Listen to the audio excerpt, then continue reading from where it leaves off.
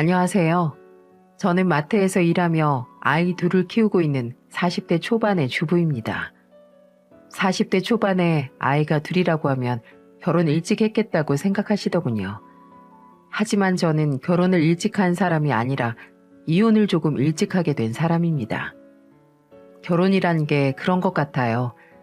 세상에 이 사람만 있으면 잘 살 수 있을 것 같다가 막상 살다 보니까 이 사람만 없어도 잘 살 수 있겠다는 생각을 하게 만드는 게 말입니다. 세상에 술과 도박은 절대 끊을 수 없다고 하죠. 저의 첫 결혼은 술과 도박에 중독된 남편 때문에 산산조각이 나고 말았어요. 술이나 도박 중에 하나만 해도 사람 환장하게 만드는데 둘 다 했으니 그야말로 망나니 같은 사람이었을 것 같지 않나요? 정신 차리고 살아도 살기 힘든 세상인데 매일같이 술 마시고 도박하는 남편 덕에 하루하루가 고통스러웠어요. 그래도 다행인 건 둘 사이에 아이가 없었다는 거였죠. 그래서 뒤도 안 돌아보고 이혼을 선택할 수 있었어요. 지긋지긋한 전 남편과 이혼하고 나니까 재혼 생각은 해본 적도 없었습니다. 혼자 살아도 살겠다 싶었거든요. 대형 마트에서 계산원으로 일하고 있던 저는 전 남편과 이혼하고 삶이 훨씬 더 살만하다고 느낄 정도였죠. 그랬던 제가 왜 아이를 둘이나 키우고 있는지 궁금하시죠? 지금부터 저의 재혼 이야기를 풀어보려고 합니다. 긴 사연이지만 잘 들어주세요. 제 결혼이 지독하리만큼 험난했던 걸 알고 있던 지인들은 제 이혼을 모두 축하해줬어요. 저는 결혼만 축하받을 줄 알았는데 이혼도 축하받을 수 있는 일이더군요. 그렇게 인생에서 골칫덩어리 한 놈 지우고 나니까 인생에 큰 분란 없이 편했습니다. 그러던 어느 날 몇 년을 혼자서 잘 지내던 제게 지인은 남자를 소개시켜주면서 말했어요. 저는 한산코 괜찮다고 거절했지만 나이 들면 아파서 누워있는 남편이라도 있어야 큰소리치고 사는 게 여자라고 말하더군요. 그리고는 정말 우직하고 성실한 사람이라면서 만나보라고 했었고요. 저는 며칠 후 지인의 강력한 추천으로 남편을 만나게 됐습니다.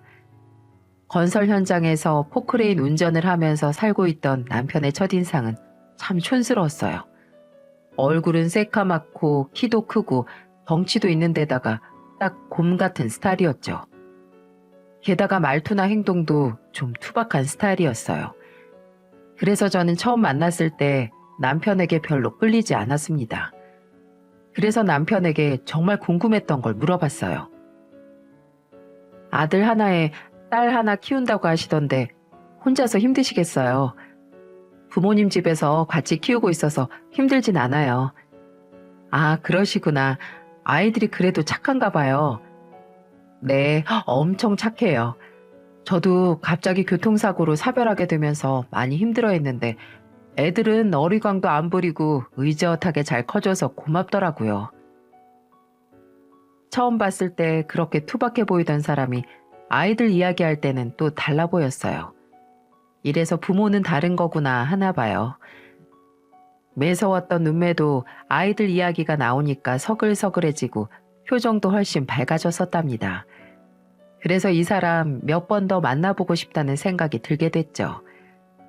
그 후 저는 첫날만 보고 말 뻔했던 남편과 몇 번 더 보다가 남편의 수줍은 고백으로 연애를 하게 됐습니다. 보이는 모습과 달리 참 자상한 사람이었어요. 무엇보다 운전 일을 하다 보니 술을 싫어한다는 게 제일 좋았답니다.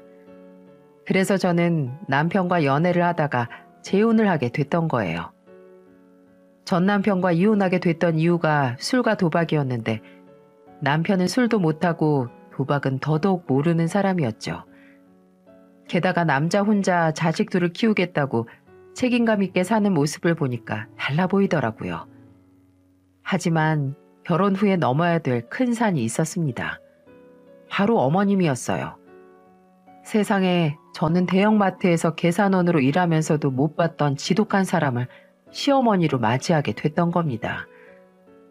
처음 상견례를 하고 인사드리는 동안에도 어머님의 실체를 전혀 몰랐어요. 저를 처음 보셨을 때 사람 좋은 목소리로 이렇게 말씀했으니까 말입니다. 아유, 둘 다 무슨 이유든 한 번씩 배우자를 잃어봤는데 재혼하면 더 잘 살겠지. 난 그럴 거라고 믿어요. 네, 마음 맞춰서 잘 살아보겠습니다. 어머님은 저와 남편을 보면서 잘 살라면서 좋은 덕담도 해주셨어요. 그러니 제가 어머님을 지독한 사람이라고 의심할 겨를도 없었습니다. 원래 결혼이라는 게 뚜껑을 열어보기 직전까지 모르는 거 아니겠어요? 남편은 그동안 부모님 집에서 아이들을 키우고 있었고 그 당시 신혼집을 따로 얻을 돈이 부족해서 시댁에서 살림을 시작하게 됐던 겁니다. 그래도 시댁 식구들은 대부분 다 좋았어요. 시어머니 말고는 아버님도 둘이나 있던 시누이도 모두 잘해줬었답니다. 복병은 늘 어머님이셨죠. 처음에는 시어머님을 신경 쓸 겨를도 없었던 게 절 낯설어하고 피하는 아이들과 친해지는 게 먼저였죠. 큰딸은 6살, 둘째 아들은 4살이었어요. 요즘 애들 나이 좀 먹으면 부모 사정 빤하게 다 알 만큼 알게 되지 않나요? 난생 처음 육아를 하게 된 저는 혼란스러웠어요. 특히 금방 친해질 거라고 생각했던 큰딸은 제 생각과 달리 엇나가더군요. 유치원생 딸 나갈 때 제대로 입혀보내고 싶어서 옷을 사왔는데 아침부터 안 입겠다고 떼를 쓰는 거예요. 저는 유치원생들 떼 쓰는 걸 마트에서만 봤지 눈앞에서 자지러지게 우는 걸 처음 보게 됐습니다. 입혀주면 입혀주는 대로 입을 줄 알았던 큰딸은 절대 안 입겠다면서 울고불고 난리도 아니었어요. 그래도 유치원 등원을 시켜줘야 하니 온 힘을 다해서 어르고 달래면서 말했습니다. 이 옷이 싫으면 다른 옷이라도 입고 가자.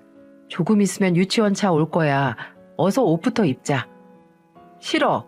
내가 입으려는 옷 안 말랐다고. 젖은 옷 입기 싫어. 저는 유치원생 고집이 황소 고집이라는 걸 그때 처음 알았네요. 그런데 그때 저를 많이 도와준 사람이 어머님도 아니고 바로 아버님이셨어요. 아버님은 교육청에서 일하시다가 은퇴 후 집에서 쉬고 계셨고 제가 아이들과 실랑이를 할 때마다 저를 많이 도와주셨답니다. 그날도 큰딸이 울며 불며 자지러지게 울자 아버님이 오셔서 능숙하게 달래며 말했어요. 아유, 우리 큰 손녀딸이 입고 싶던 옷이 따로 있었구나. 안 마른 거 입을 수도 없고 어떡해? 오늘만 엄마가 사온 옷 입고 가면 내일은 입고 싶은 옷 입고 갈 수 있게 해줄게. 이 할아버지 믿지? 내일은 내가 입고 싶은 거 입을 수 있는 거야? 그럼 오늘만 엄마 말 잘 듣자. 왜 엄마야? 아줌마 아니야? 저 아줌마 싫어. 우리랑 같이 살기로 했잖아. 할아버지랑 우리 다 가족이니까 엄마지. 그러니까 이제 말도 잘 듣고 착하게 잘 지내자. 아버님의 말에도 큰딸은 저에 대한 경계를 풀지 않았지만 아버님과 제가 잘 지내는 모습을 보자 조금씩 다가오기 시작하더군요. 그날도 그렇게 아버님 덕에 큰 고비를 넘길 수 있었어요. 하지만 문제는 큰딸만이 아니었습니다. 제가 대형마트에서 아이들 4세 남자애가 신을 만한 신발을 세일하길래 예쁘다 싶어서 사왔어요. 저는 기쁜 마음으로 퇴근하고 돌아와서 저녁에 거실에서 TV를 보고 있는 아들에게 선물을 건넸죠. 그런데 아들은 제가 사온 선물을 뜯어보지도 않고 아버님 뒤로 숨더군요. 그러면서 겁이 난 목소리로 아버님께 말했습니다. 할아버지, 아줌마가 왜 집에 안 가? 엄마도 아닌데 이런 것도 사다 주고. 이제 우리 가족이야. 할아버지랑 할머니랑 누나랑 다 같이 사는 가족. 엄마야, 엄마. 엄마라고? 난 싫어. 엄마 안 할 거야. 저는 또다시 우는 소리를 하는 아들을 보자 아버님을 대신해서 다정한 목소리로 아들에게 말했어요. 그럼 아줌마로 부르다가 엄마라고 생각이 들면 그때부터 엄마라고 불러. 아줌마는 기다릴게. 알았지?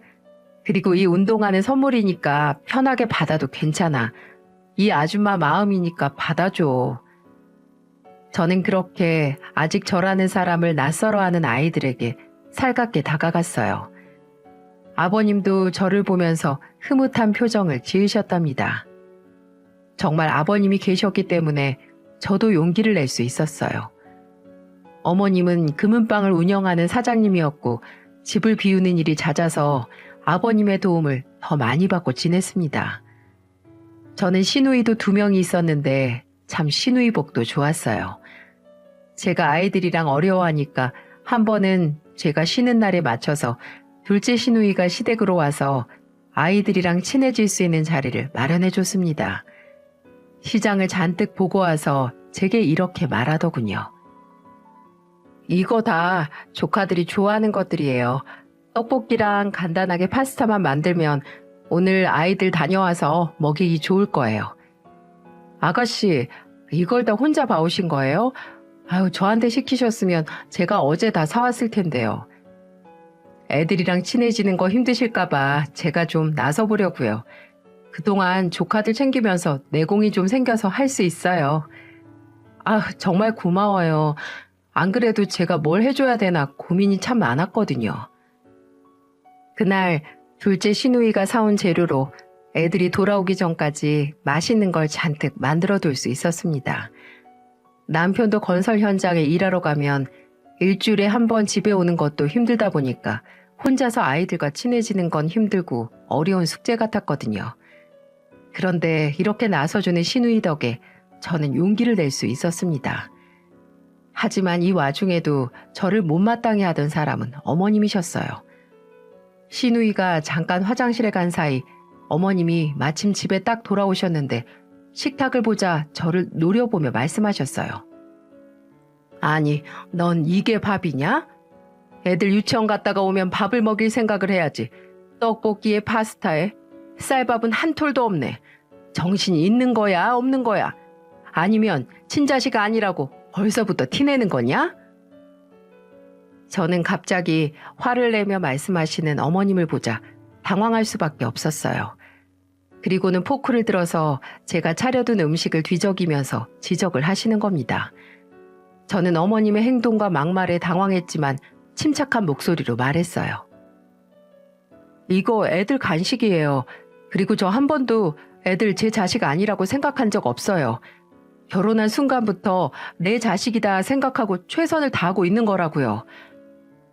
최선 다하는 게 떡볶이면 넌 엄마 자격도 없는 거야. 애들 한창 클 나이에 잘 먹여야지. 고작 이런 걸 먹인다고? 이거 다 애들 입맛에 맞춘 거예요. 어머님 상 아니니까 걱정 마세요. 제가 어머님과 실랑이를 하고 있었는데 그때 마침 둘째 시누이가 딱 화장실에서 나왔습니다. 그리고는 제가 어머님과 말싸움을 하고 있자 가로막으면서 말했어요. 그동안 애들 데려다 놓고 상 한 번 제대로 챙겨준 적도 없으면서 왜 이제 와서 신경 써? 그냥 하던 대로 해. 애들이 뭘 입고 먹는지도 몰랐잖아. 아빠가 혼자서 다 했지. 넌 지금 객식구 앞에서 그게 할 소리야? 처음부터 제대로 잡고 가야 애들도 구박을 안 하지.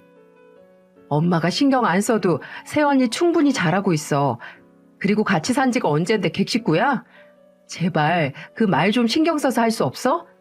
나는 가끔 엄마 이러는 거 보면 창피해서 고개도 못 들겠어. 둘째 시누이는 어머님과 실랑이를 하다 결국 어머님을 모시고 나가버렸어요. 그동안 어머님은 애들 일에는 관심도 없으시다가 제가 오니까 갑자기 신경을 쓰고 계셨던 거예요. 어쩐지 애들 관련해서 뭘 물어봐도 어머님은 잘 아는 게 없으셨죠.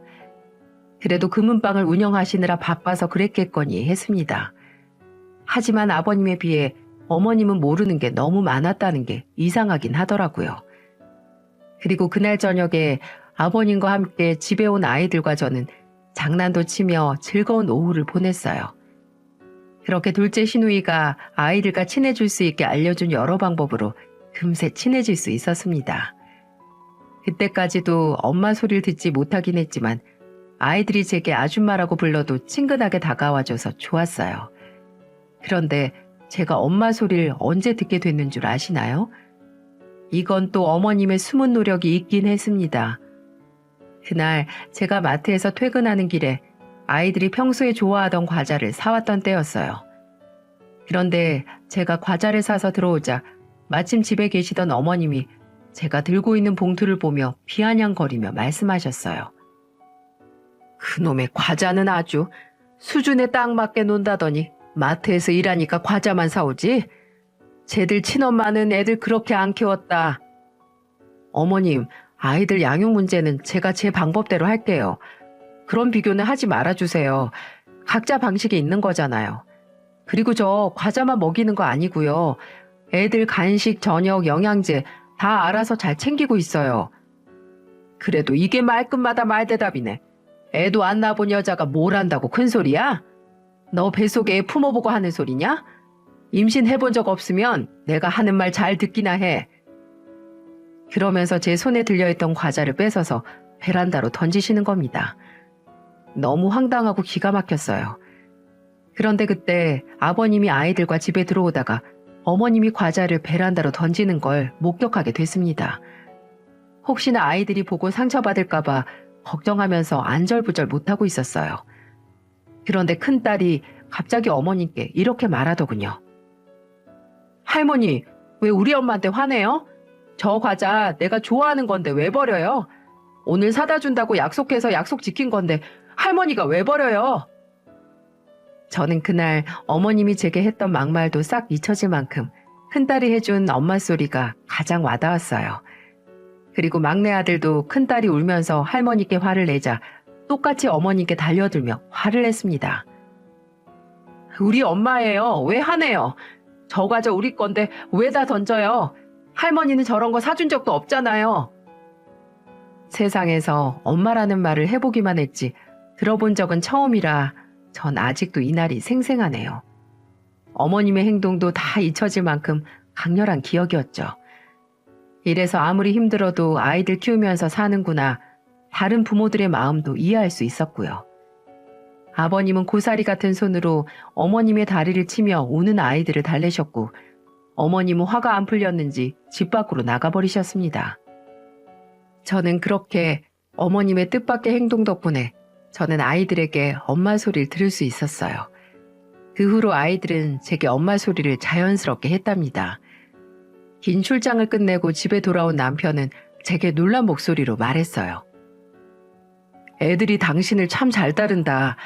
그동안 수고 많았을 텐데 내가 옆에 오래 못 있어줘서 미안해. 아니야, 아버님이랑 아가씨들이 도와줘서 금방 친해졌어. 남편도 제가 아이들과 잘 지내는 모습을 보자 일에 더 집중할 수 있겠다며 안심했어요. 항상 출장이 길어서 집 걱정을 많이 했던 남편인데 이제 한시름 덜었다 싶었어요. 하지만 문제는 어머님이었습니다. 제가 아이들과 친해진 후부터 저를 더 못살게 구셨거든요. 그때는 어머님 눈에 띄는 모든 게 어머니께 타박거리였죠. 한 번은 어머님이 아파서 금은방 문도 못 열었을 때였어요. 저는 걱정스러운 마음에 재료를 사다가 죽을 만들어서 드렸죠. 그런데 어머님은 제가 해온 죽을 엎어버리면서 말하더군요. 나 마트에서 사온 거 안 먹어. 아파 죽겠다는 사람한테 마트에서 사온 걸 먹으라고? 이거 재료 사다가 제가 직접 만든 거예요. 그럼 마트에서 재료를 안 사면 어디서 사요? 요즘 백화점 밑에도 신선 코너 있는 거 모르냐? 이렇게 수준 떨어져서 못 살겠다니까? 그러니까 이혼이나 했겠지. 내가 진짜 우리 아들 애 딸린 상태만 아니었어도 너 같은 며느리 안 봤어. 어머님은 화가 나면 늘 저한테 근본이 없다는 둥, 그래서 이혼을 했다는 둥 화를 내셨어요. 그때마다 제가 무슨 말을 해도 어머님 귀에는 소귀의 경일기였고요. 하지만 그때 거실에 계시던 아버님이 안방문을 벌컥 열고 들어오셨어요. 그리고는 화를 내며 앉아있는 어머님을 보면서 호통을 치며 말씀하셨죠. 그놈의 근본이니 출신이니 당신은 뭐 대단한 출신이라서 그런 소리를 하는 거야? 그리고 세상에 시댁 들어와서 시부모 눈치 보며 사는 며느리가 많은 줄 알아? 이러니까 집에 비단을 모셔놓고 밖에서 삼배 잡는다고 하는 거야. 굴러온 돌이 박힌 돌 뺀다고 다들 나한테 진짜 너무하잖아. 왜 당신까지 며느리 편만 드는 건데? 당신이 지금 평가를 일을 만들잖아. 소리 지르는 거 보니까 아직 기운이 넘치나 본데 배부른 소리 할 거면 먹지도 마. 아버님은 어머님께 호통을 치고 저를 부르며 방을 나오셨어요. 그리고 그날 저녁도 준비하지 말라면서 셋째 시누이한테 아이들을 부탁하고는 아버님과 드라이브를 가게 됐습니다. 한 집에 살면서 제가 어머님께 험한 소리를 다 듣게 되면 아버님이 그렇게 저를 다독여 주셨어요. 아무래도 남편이 장기 출장으로 집에 있지 못하니까 아버님이 대신 위로해 주면서 지냈던 것 같아요. 그래서 그날도 아버님과 드라이브를 하고 커피도 한잔하면서 허심탄회하게 속마음을 털어놓게 됐죠. 아버님은 저를 보면서 이런 말도 하셨습니다. 시어머니가 하는 말 너무 마음에 두지 마라. 애들 키울 때도 독한 소리 많이 한 사람이야. 어쩜 자기 자식한테도 저렇게 독하게 말할까 싶었지. 원래가 저런 사람이니까 너무 신경 쓰지 마라. 걱정 마세요. 요즘 애들이 워낙 저랑 잘 지내줘서 큰 고민거리 없어요. 그럼 다행이고 주말에는 우리 같이 등산 가볼까? 며느리 너도 산 좋아하잖아. 그럼요. 아버님 덕에 제가 산구경은 잘하고 사는 것 같아요. 저는 아버님의 살뜰한 관심과 사랑을 받으며 지낼 수 있었어요. 시어머니가 아무리 독한 소리를 내뱉어도 아버님이 해주시는 따뜻한 배려에 물에 씻겨 내려가는 듯 잊을 수가 있었습니다. 그런데 어머님은 제가 아버님과 친하게 지내는 게 싫으셨는지 그날 아버님과 저녁에 들어온 저를 보며 또 호통을 치셨어요. 아니, 네 남편은 타지까지 가서 돈 버느라고 얼마나 고생을 하는데 넌 아주 팔자가 좋다. 내 아들 등골 빼먹으려고 결혼했지? 내가 네 속을 모를 줄 알고? 앞에서는 사람 좋은 척하고 뒤에서는 계산기 두드리고 있잖아 너. 정말 기가 막혔습니다. 세상에 돈 없어서 신혼집도 못 구하는 남자 만나서 팔자 고치는 여자도 있나요? 사람 하나 보고 결혼한 제게 어머님의 말은 정말 기가 차는 소리였어요. 그리고 그 말도 안 되는 소리를 옆에서 같이 듣고 있던 아버님도 코웃음을 쳤어요. 그러자 불똥이 아버님께 튀었는지 어머님은 갑자기 악을 쓰면서 말했습니다. 당신은 내가 밖에서 하루 종일 번 돈으로 집에서 편히 쉬니까 좋지? 그러니까 아주 며느리도 이뻐 보이겠지. 바깥일 하다 집에 오면 내가 얼마나 힘든 줄 알아? 당신은 나한테 잘해야 되는 사람이야. 난 뭐 평생 놀았어? 매일같이 당신 화내고 불만 내뱉는 소리 다 들으면서 한평생을 살다가 이제 은퇴했는데 그것도 그렇게 싫어? 싫어. 아주 꼴 보기 싫어 죽겠어. 맨날 나한테만 뭐라고 하고 며느리만 싸고 돌고 이 집 구석은 며느리만 사람이지 난 사람 취급도 안 해. 당신이 말이 되는 소리를 해야 듣고 살지. 말도 안 되는 소리 할 거면 발 닦고 잠이나 자. 그렇게 아버님은 어머님을 지나쳐서 방으로 가버리셨어요. 제가 생각해도 어머님은 성질이 참 고약하신 편이었어요. 나중에 시누이 둘과 같이 가볍게 한잔하면서 듣게 된 말인데 어머님은 참 지독한 보호자였더군요. 통금 시간부터 학교 성적, 만나는 친구들까지도 다 잔소리만 늘어놓으셨다고 했습니다. 셋째 시누이는 저랑 술 마시다가 진절머리가 난 듯한 목소리로 말하더군요. 나는 반에서 꼴등인 친구랑 놀았다고 엄마한테 맞았던 적도 있어요. 그리고 통금 시간에서 1분만 늦어도 집에 못 들어갈 정도였다니까요. 전 시누이의 말에 깜짝 놀라고 말았어요. 아버님 말씀처럼 어머님 성격은 옛날부터 대단했구나 싶었죠. 하지만 제가 어머님 성격을 살면서 제대로 겪게 될 줄은 몰랐습니다. 어느 날 제가 가슴에 통증이 느껴져서 유방암 검사를 받게 됐어요. 그런데 막상 병원을 가보니 멍울도 잡히는 겁니다. 저는 내심 희망을 걸면서 아닐 수도 있다고 다짐을 하고 혼자서 검사를 받으러 다녔어요. 하지만 하늘은 제 희망을 배반하고 말았고 결국 저는 유방암 2기라는 진단을 받게 됐습니다. 건강하게 아이들 크는 거 보면서 살고 싶었는데 왜 이런 일이 생겼나 믿을 수가 없었어요. 세상에 아무리 보험을 들고 산다지만 누가 살다가 큰 병이 생길 걸 예상하면서 살진 않지 않습니까? 유방암 진단을 받게 된 날 전 시댁 식구들에게 유방암을 진단받게 된 사실을 밝히게 됐어요. 아버님과 남편은 제 이야기를 듣고 많이 놀란 듯했어요. 하지만 어머님은 저를 보면서 이렇게 말하더군요. 요즘 기계를 사도 1년 안에는 AS를 해준다는데 넌 대체 누가 고쳐줘? 결혼한 지 1년도 안 돼서 아프면 사기 결혼이지. 글쎄 저한테 사기 결혼이라면서 으름장을 놓는 거예요. 정말 너무하지 않습니까? 아무리 며느리가 싫어도 유방암에 걸린 며느리를 가전제품과 비교할 수 있는지 이해할 수가 없었습니다. 어머님이 제게 호통을 치며 말하자 남편은 어머님을 말리면서 말했어요. 엄마, 우리 결혼해서 엄연히 혼인신고도 한 부부예요. 누가 가족한테 그런 소리 할 수 있으세요? 부부 일은 저희 둘이 알아서 할 테니까 이런 소리 하실 거면 신경 쓰지 마세요. 남편은 어머니께 화를 내고 자리에서 일어났어요.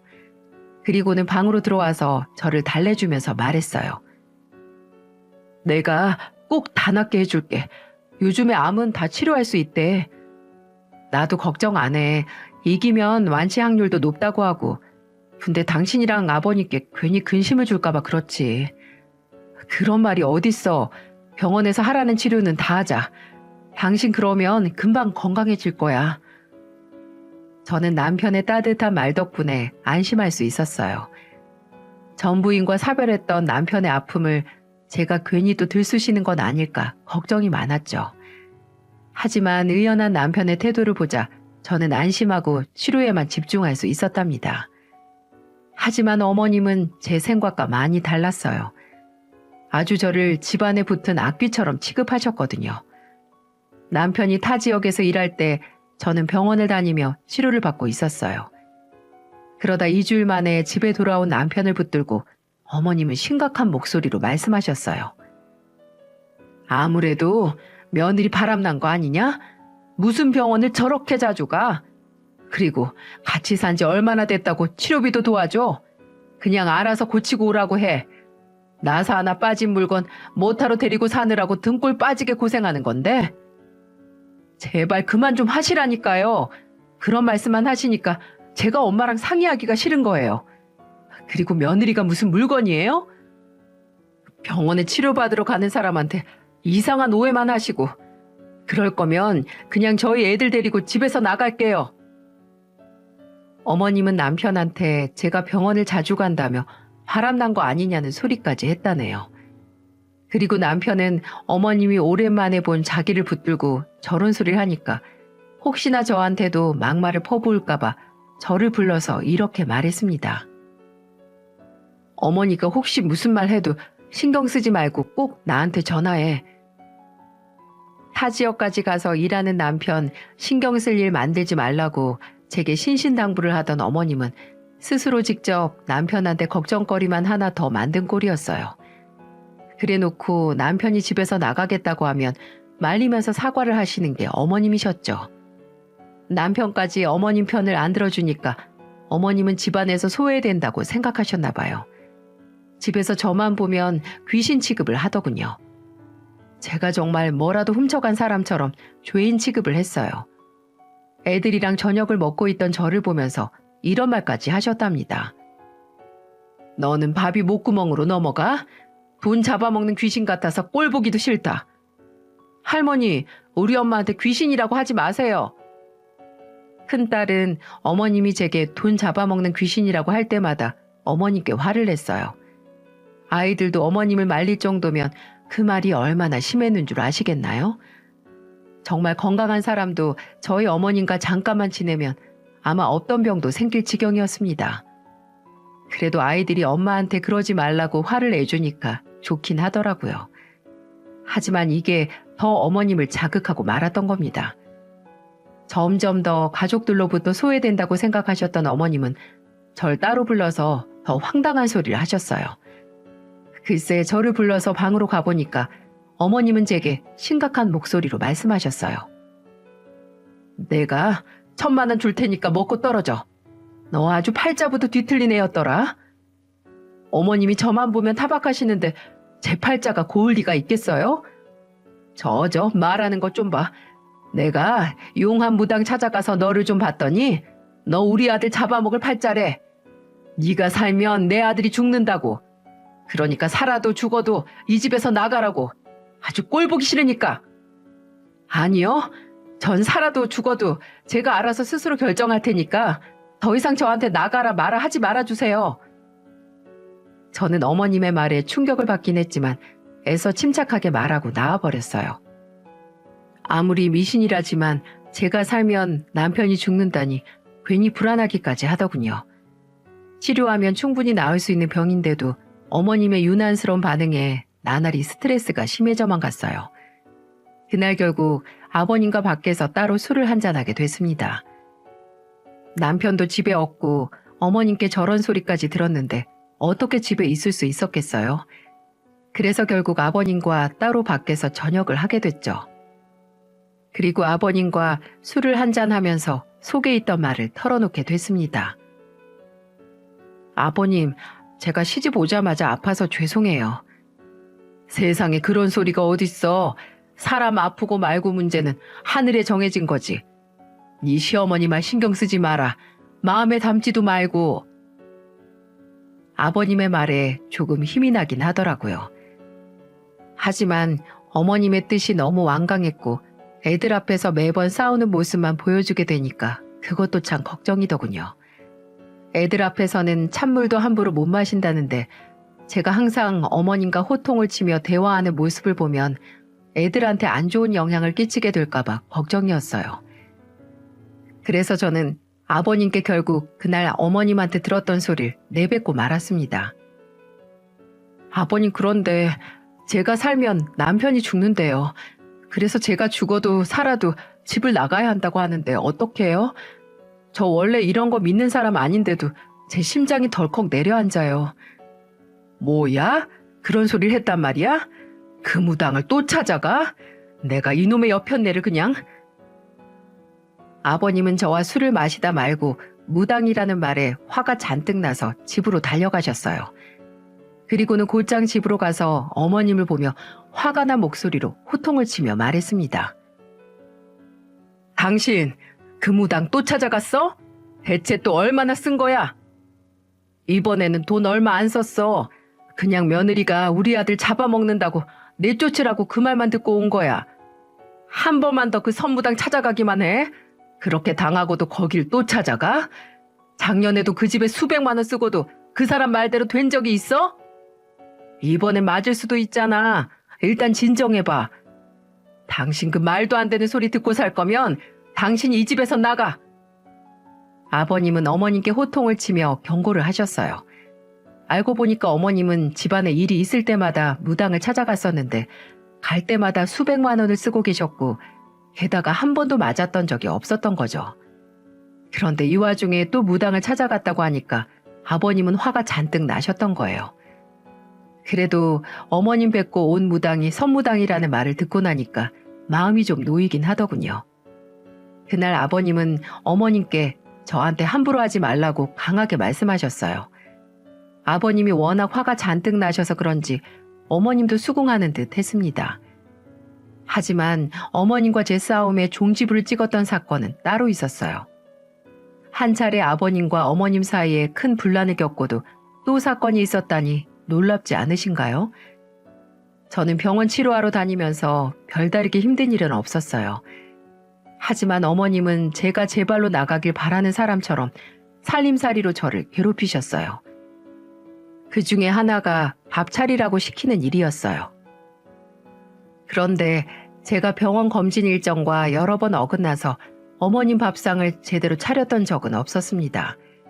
제가 병원을 가면 시누이가 아이들 밥을 챙겨주거나 했어요. 그래서 어머님도 시누이 차린 밥상을 같이 먹으며 지냈죠. 하지만 이게 그렇게 싫으셨나 봐요. 한 번은 생각보다 치료가 일찍 끝나서 집에 오게 됐는데 어머님과 딱 마주친 겁니다. 그런데 저를 보자마자 먹잇감을 발견한 하이에나처럼 어머님은 눈을 뒤집으며 말씀하셨어요. 너 지금 너 살자고 내 밥은 뒷전이냐? 난 굶어 죽어도 된다는 거야 뭐야? 내가 너 때문에 내 명예 못 살겠다. 어머님, 전 어머님 때문에 내일 당장 죽을 것 같아요. 대체 저한테 왜 이렇게까지 하세요? 아이고 성격 나오네. 거봐라. 가족들 다 꼬셔서 자기 편 만들고 나니까 난 아예 눈에도 뵈지도 않고 우습지? 이래서 며느리를 잘 들여야 된다는 거야. 당장 밥 차려. 밥통에 있는 밥 말고 압력밥솥 꺼내서 밥 새로 지어. 어머님이 하세요. 저 꼴도 보기 싫으신데 왜 밥상은 제 밥상 받으려고 하세요? 제가 끝까지 어머님께 말하자 어머님은 화가 나셨는지 손을 들어서 제 뺨을 내리치신 겁니다. 너무 순식간에 벌어진 일이라 저도 너무 놀라고 말았어요. 지금 저 때리신 거예요? 제가 언제까지 당하고 있어야 되는 거예요? 라고 말하면서 옆에 있던 물을 어머님께 뿌려버렸어요. 그리고 그때 마침 집에 들어오신 아버님과 방에서 쿵 소리를 듣고 나온 시누이와 아이들은 너무 놀라고 말았어요. 결국 어머님이 저를 치는 모습과 제가 물을 뿌리는 모습을 모두 보고 만 겁니다. 이 상황에 어머님은 입이 2개라도 할 말이 없어야 하는 거 아닌가요? 둘째 시누이는 아이들과 방에서 소란스럽길래 안 나오려다가 내리치는 소리를 듣고 나왔다고 했어요. 그리고는 눈으로 본 광경이 제가 맞는 걸 보자 시누이는 어머님께 악을 쓰며 말하더군요. 엄마, 세상에 나이 든 딸을 이렇게 치는 부모도 없는데 누가 며느리를 때려? 얘가 먼저 버르장머리 없이 내 밥상도 안 차리고 지 병원부터 갔다니까? 위아래도 없이. 그럼 아픈 사람이 치료를 해야지 엄마 밥상을 왜 차려? 제발 좀 새언니한테 그런 짓 좀 하지 말라니까. 아이들은 울고불고 난리가 났고 할머니가 엄마를 때렸다면서 어머니께 달려들었어요. 어머님은 당황스러운 상황에 안절부절 못하셨고 그때 아버님은 어머님을 보면서 말했습니다. 당신, 내가 한 번만 더 그러면 집에서 나가라고 했지? 당신 짐 싸. 아예 지금 나가. 그렇게 꼴도 보기 싫은데 한 지붕에서 어떻게 살아? 절이 싫으면 중이 나가야지. 여보, 잘못했어요. 내 말 좀 들어봐. 나도 억울하다니까. 뭐가 억울해서 사람을 때려? 며느리도 남의 집 귀한 딸이야. 아픈데 애들 챙기면서 사는 것도 기특한 사람을 당신이 무슨 자격으로 함부로 하는 거야? 아버님은 정말로 안방에서 어머님 짐을 챙기면서 말을 하셨어요. 그리고 어머님은 그런 아버님께 매달리면서 한참을 빌었습니다. 저는 얼얼해진 뺨을 부여잡고 자리에서 일어났고 아이들은 저한테 와서 저를 안아주면서 말했어요. 큰딸은 제 뺨을 만지며 말하더군요. 엄마, 볼 많이 아파요? 내가 다음에는 할머니가 절대 괴롭히지 못하게 막아줄게요. 아니야, 엄마 괜찮아. 우리 딸이 이렇게 손으로 만져주니까 다 나았어. 제가 이렇게 말하자 아들도 고사리 같은 작은 손으로 제 뺨을 어루만져줬어요. 정말 그 어떤 명의보다 더 완벽한 치료였습니다. 정말로 부어올랐던 뺨이 괜찮아진 기분이 들었거든요. 저는 아이들을 안고 남몰래 눈물을 훔쳤습니다. 그 와중에도 어머님과 아버님은 실랑이 중이셨어요. 그러다 결국 아버님은 어머님 앞에 짐가방을 내려놓고 말했습니다. 당신 가게 집 다 뺏기기 싫으면 오늘부터 찍소리 말고 지내. 알았어? 한 번만 더 며느리 잡는 소리 들리면 이 짐가방 들고 그대로 나가는 줄 알아. 이제 정말 안 그럴게. 정말이야. 어머님은 아버님의 호통에 울며 불며 말했어요. 그리고 둘째 시누이도 한마디 거들며 말하더군요. 내가 생각해도 엄마 진짜 너무했어. 난 딸이라서 그렇게 막 했다고 쳐. 그런데 세상에 며느리는 무슨 죄야. 제발 오빠 생각해서라도 엄마가 자중 좀 해. 애들도 있는데 창피하지도 않아? 시누이도 그동안 어머님의 행동에 답답했는지 한 소리하고 말았네요. 어머님은 알겠다고 눈물을 흘리면서 제게 사과까지 했습니다. 뒤늦게 모든 사실을 알게 된 남편은 제게 무릎을 꿇고 사과를 했어요. 저는 남편에게 괜찮다며 말했고 이 사건 이후로 어머님은 제게 살갑게 대해주셨어요. 그런데도 한 번 싸운 게 있으니까 조금 불편하더군요. 하지만 어머님 나름대로 제게 잘해주려고 노력하시는 것 같았습니다. 제가 병원 가는 날은 제게 이런 말도 하셨어요.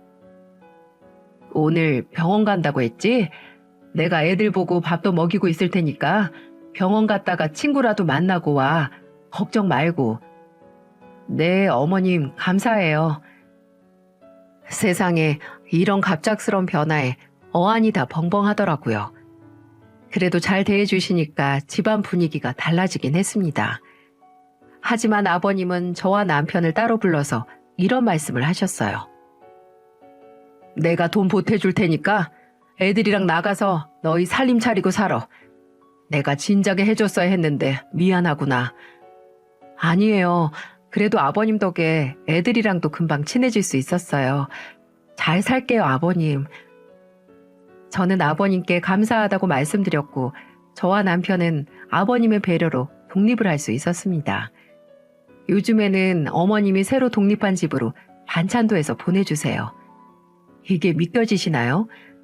저는 시댁에서 같이 지낼 때 있던 일이 꿈인가 싶을 정도로 요즘 너무 잘 지내고 있답니다.